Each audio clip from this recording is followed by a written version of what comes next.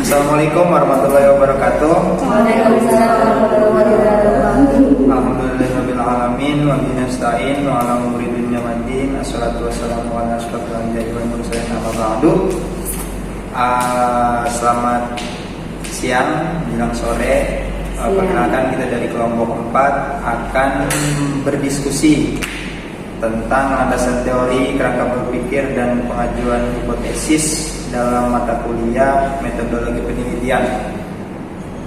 Oke, mungkin langsung saja ya kita beranjak ke diskusi dengan teman-teman yang akan dipandu oleh Nevi Nurul Afifah sebagai fasilitator. Nah, baik, di sini ada landasan teori, kerangka berpikir, dan pengajuan hipotesis. Nah, untuk landasan teori di dalam buku metode penelitian kombinasi karya karya Profesor Dr. Sudiono, bahwa yang dimaksud dengan teori itu adalah generalisasi atau kumpulan generalisasi yang dapat digunakan untuk menjelaskan berbagai fenomena secara sistematik. Nah, adapun teori juga terbagi menjadi 3 bagian ya di buku ini. Ada teori deduktif, teori induktif, sama teori fungsional. Nah, yang dimana teori deduktif ini di sini yaitu memberi keterangan yang dimulai dari suatu perkiraan atau pikiran spekulatif tertentu ke arah data yang akan diterangkan. Sedangkan menurut teori yang induktif, yaitu cara menerangkan adalah dari data ke arah teori dalam bentuk ekstrim, titik pandang yang positivistik ini dijumpai pada kaum behaviorist. Nah, adapun yang ketiga ada teori tentang fungsional, bahwa teori fungsional ini di sini nampak suatu interaksi pengaruh antara data dan perkiraan teoritis, yaitu data mempengaruhi pembentukan teori dan pembentukan teori kembali mempengaruhi data. Nah, yang dipahami dari sini bahwa teori itu terbagi menjadi 3, ada teori deduktif, induktif, sama teori fungsional. Kalau teori deduktif itu yaitu dari data ke fungsi, dari data ke apa tadi? Keterangan. Dari data ke teori, sedangkan induktif itu dari teori ke data. Kalau fungsional itu dari data teori dan teori ke data. Seperti itu enggak? Nah, menurut kalian sendiri gimana nih? Atau di sini ada tingkatan fokus teori, kegunaan teori dalam penelitian? Tadi kan pengertian teori apa? Teori itu kumpulan generalisasi yang dapat digunakan untuk menjelaskan berbagai fenomena secara sistematis. Kira-kira maksudnya gimana? Atau kenapa di sini ada kata sistematik? Kenapa teori itu harus sistematik? Ya, kenapa? Salah satu cara untuk mempermudah sih kalau untuk teori itu kan. Jadi kata baik untuk sistematis itu untuk mempermudah gitu ya. Suatu cara untuk mempermudah ya. Ya, nah di sini juga kan di sini ada dalam bab 3 itu tentang mengenai teori itu ya, bahwa di sini itu dia berhubungan dengan penelitian kuantitatif kalau di sini, tapi bisa juga kualitatif ya, bisa. Nah, teori ini dia urutannya atau bagian-bagian itu setelah kita merumuskan suatu masalah. Nah, setelah merumuskan suatu masalah, maka yang selanjutnya yaitu kita mencari teori-teori. Itu yang di sini. Kalau sepemahaman saya, maksudnya kenapa di sini harus sistematis? Intinya kan teori itu kenapa harus sistematis? Karena ketika kita ingin mengeluarkan suatu teori, itu kita harus mempunyai data. Kita sebut misal teori ini sebagai argumentasi kita tentang penelitian misalkan di Baduy. Nah, ketika kita berteori, artinya kita sudah terlebih dahulu meneliti. Data itu kan bisa dikorektif dengan di buku-buku buku ataupun langsung kita observatif. Nah, itu menghasilkan data. Nah, mungkin yang dimaksud dengan sistematis di sini, kita ada langkah-langkah yang harus ditempuh ketika ingin berteori. Mungkin maksudnya seperti itu ya. Jadi kan kumpulan generalisasi. Generalisasi sendiri kan itu proses penalaran.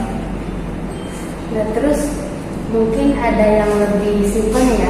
Maksud dari teori itu apa? Kalau untuk secara simpelnya, teori itu merupakan alur logika atau penalaran yang merupakan seperangkat konsep, definisi, dan proposisi yang disusun secara sistematis. Jadi kayak dia tuh definisi gitu atau penjelasan. Kayak tadi kita meneliti tentang Baduy, bahwa Baduy adalah sebuah tradisi atau suku yang terletak di Cimarga, Rangkas, Lebak. Nah, gitu itu termasuk ke dalam teori. Maksudnya kita harus mencari sebuah teori dulu kan setelah adanya suatu masalah. Nah, yang harus digarisbawahi bahwa di sini kan tadi simpelnya teori itu alur logika yang memuat suatu konsep, seperangkat konsep. Nah, berarti ketika kita berteori itu ada alat yang kita gunakan untuk berteori, yaitu logika. Nah, sepakat saya kalau misalkan teori itu merupakan seperangkat konsep. Konsep kalau misalkan dalam penelitian berarti konsep tentang apa yang kita teliti, lalu kita jabarkan melalui teori itu ya, mungkin dari saya pribadi. Nah, itu kita menjelaskan tentang teori ya. Yang selanjutnya itu ada tentang administrasi. Nah, menurut kalian administrasi itu apa sih?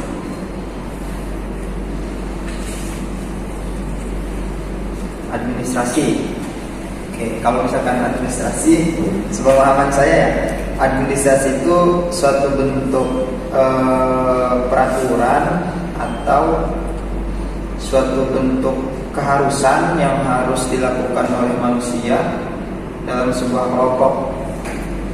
Kalau menurut saya, cuma kalau di buku ini kan administrasi itu merupakan generalisasi tentang perilaku semua manusia dalam organisasi. Sama aja sebenarnya, organisasi itu kan bisa dikatakan kelompok juga. Terus di situ ada pengertian administrasi menurut pihakmu. Di sini administrasi merupakan proses pengarahan dan pengendalian kehidupan dalam organisasi sosial. Jadi simpelnya itu pengendalian, mengatur, enggak? Suatu organisasi sosial. Itu untuk administrasi. Terus ada tingkatan-tingkatan, Fokus teori, tingkatan dan fokus teori.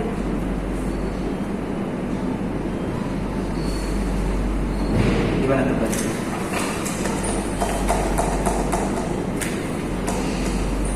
Teori itu kan dibedakan menjadi 3 ya. Yang di buku itu apa?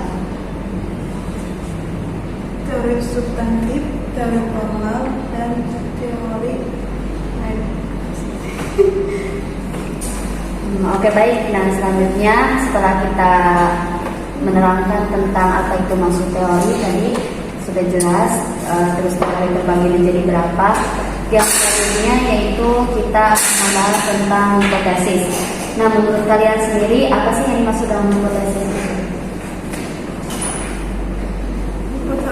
Menurut saya, hipotesis merupakan jawaban sementara terhadap rumusan masalah penelitian, yang dimana rumusan masalah ini telah dinyatakan dalam bentuk kalimat pertanyaan. Kenapa itu bisa dikatakan sementara? Ada sementara ya? Sementara. Ya. Karena jawaban yang diberikan baru didasarkan pada teori yang relevan, belum didasarkan pada fakta-fakta empiris yang diperoleh melalui pengumpulan data. Jadi, hipotesis juga dapat dinyatakan sebagai jawaban teoritis terhadap rumusan masalah penelitian, belum jawaban yang empiris.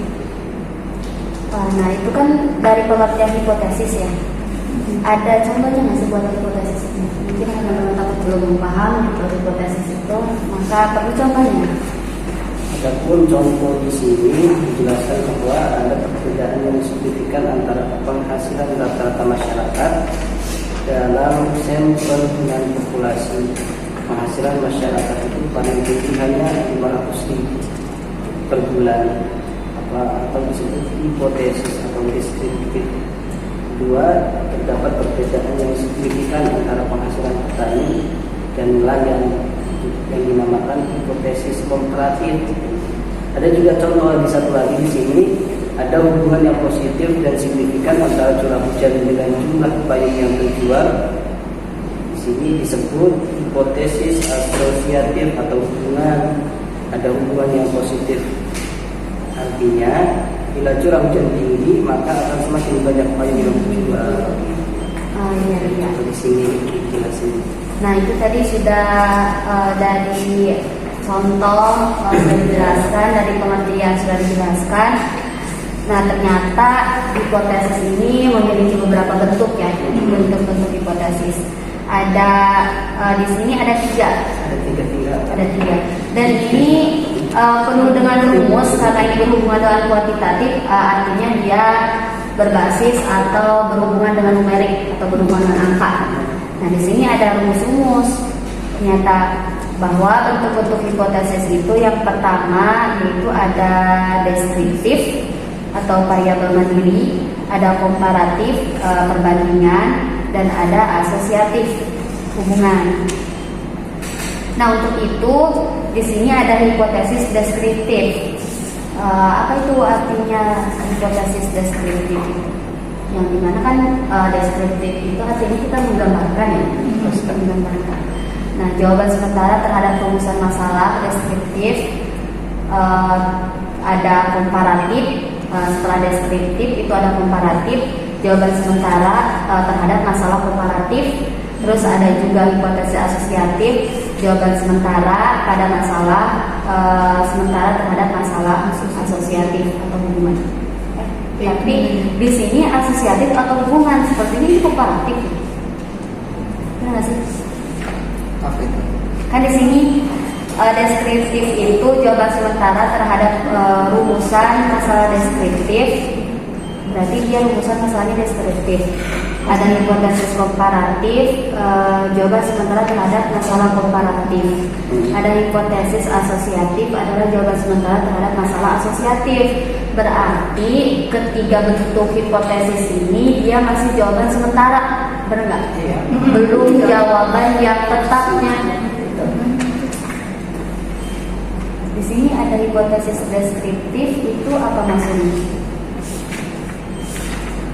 Untuk hipotesis deskriptif itu maksudnya berkenaan dengan apa?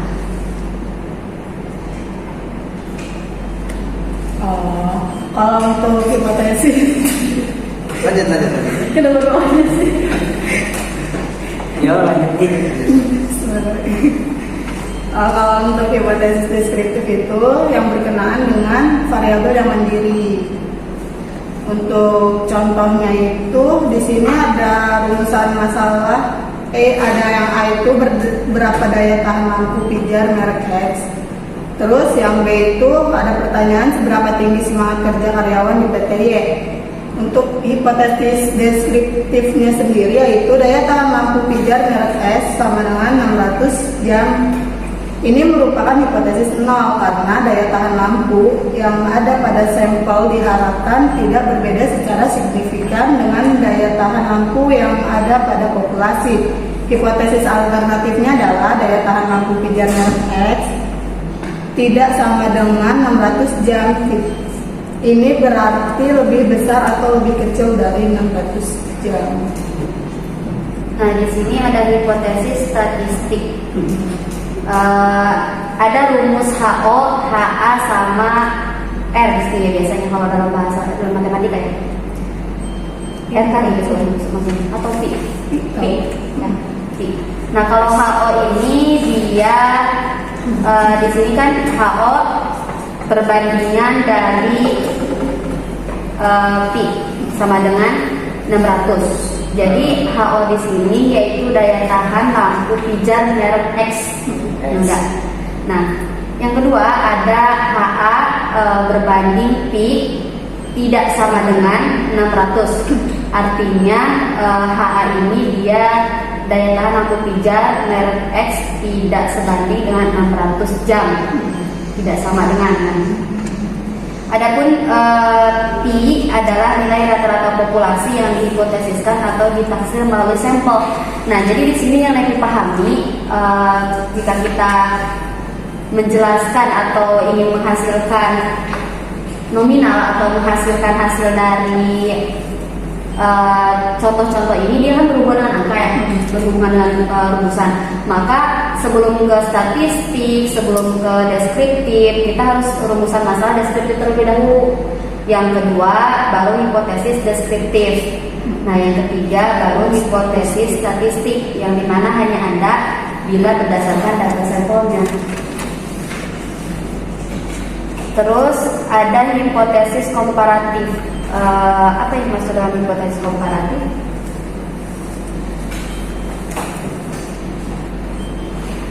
Hipotesis komparatif ialah merupakan jawaban sementara terhadap rumusan masalah komparatif. Pada rumusan ini variabelnya sama, tetapi populasi atau sampelnya berbeda, atau keadaan itu terjadi pada waktu yang berbeda. Contohnya